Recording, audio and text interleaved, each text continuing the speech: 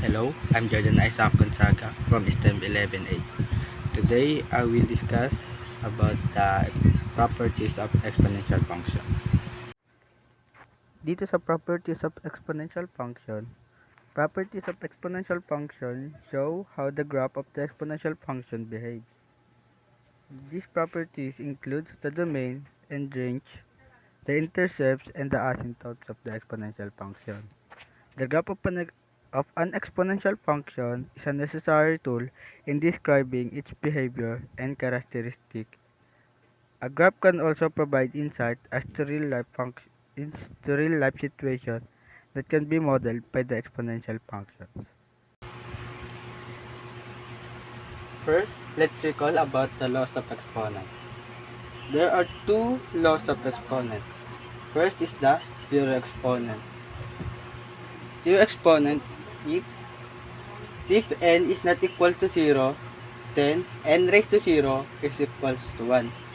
For example, if you have 2 raised to 0 is equals to 1. Next is the negative exponent.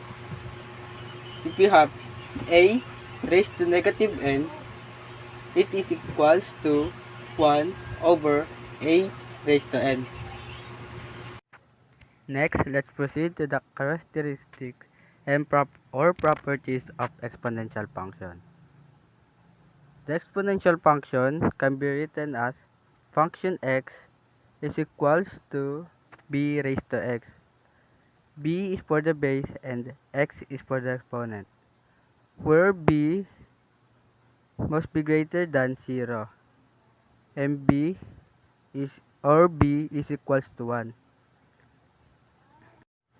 Next is the domain. The domain is the set of all real numbers. When we say domain, it is the possible values for our x.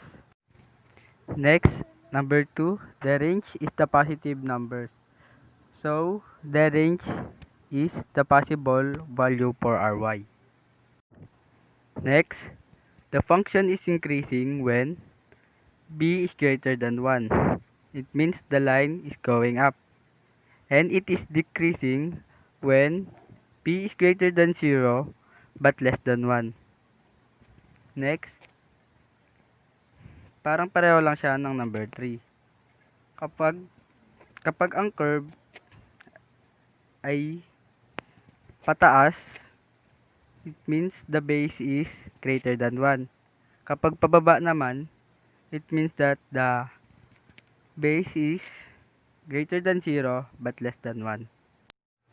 Next is the number 6. The y-intercept is 1. It is when the function passes through the point 0, 1. Why? Because when we have f of 0 is equals to b raised to 0, the b raised to 0 will be equals to 1. Next is our last properties of the exponential function. It is the horizontal asymptote is the line y is equals to 0, or simply the x-axis.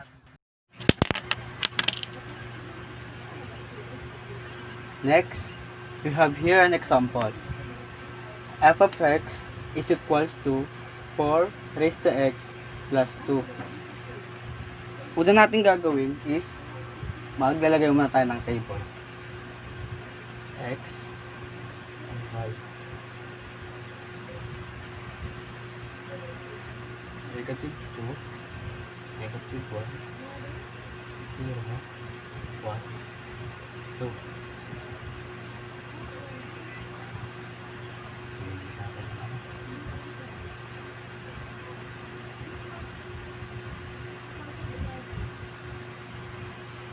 Negative 2, 4 raised to negative 2 plus 2 equals to 1 to 14. Next, a negative 1 is 1 half. Then sa 0 is 2. Papalitan lang natin yung x ng mga nandito. Okay, yung 1, 4 raised to x raised to 1 plus 2 is 6. Then 4 raised to 2 plus 2 is equals to 18. Next natin gagawin is maggagawa tayo ng graph.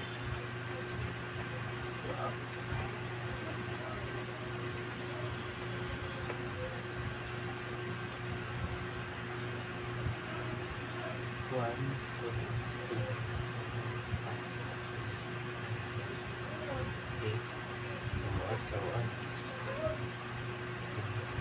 three, Kasama yung halan. then graph na natin. So,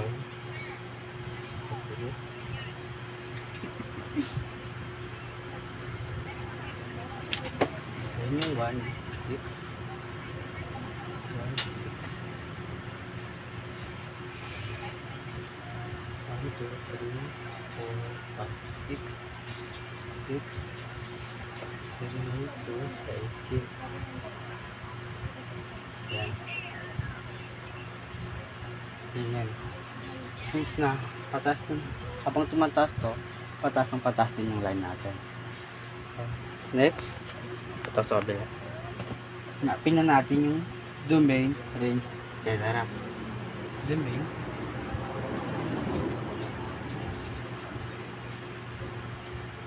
Yan ang sabi natin kanina, domain is the set of all real numbers. So, negative infinity to positive infinity. Next, range.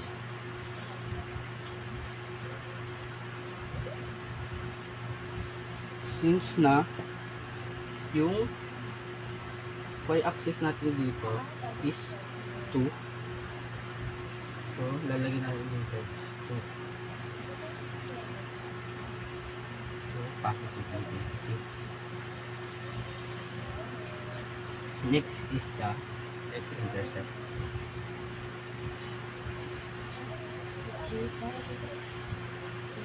Sa x-intercept, isa-substitute natin itong f of x into 0.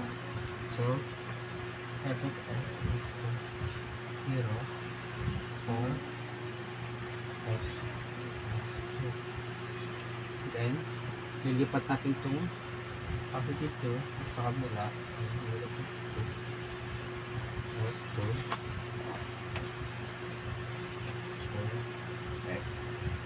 Since na hindi siya pwede, so ilalagay naman natin dito is undefined.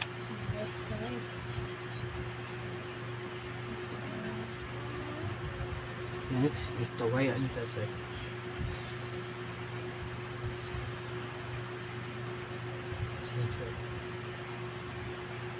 Dito, isa-substitute naman natin yung exponent ng x into 0. So, 4 0 plus 2. Magiging ganito siya, 4 raised to 0 plus 2. Since na yung sabi natin kanina na sa law of exponent na kapag ang number is raised to 0, ang sagot ay 1. 4 raised to 0, 1 plus 2. Then, pag-add natin. Sashi. Ako yung pumatay. Ako yung pumatay. Nanapin natin yung horizontal axis. Bata niya ako. Ako yung pumatay. Since yung graph, hindi niya natatouch yung 2, hindi natatouch yung 2, so, ang lalagyan natin dito is 2. Parang dito lang din siya sa range. Yun. Ganun po ang pag-solve ng exponential function. Thank you po.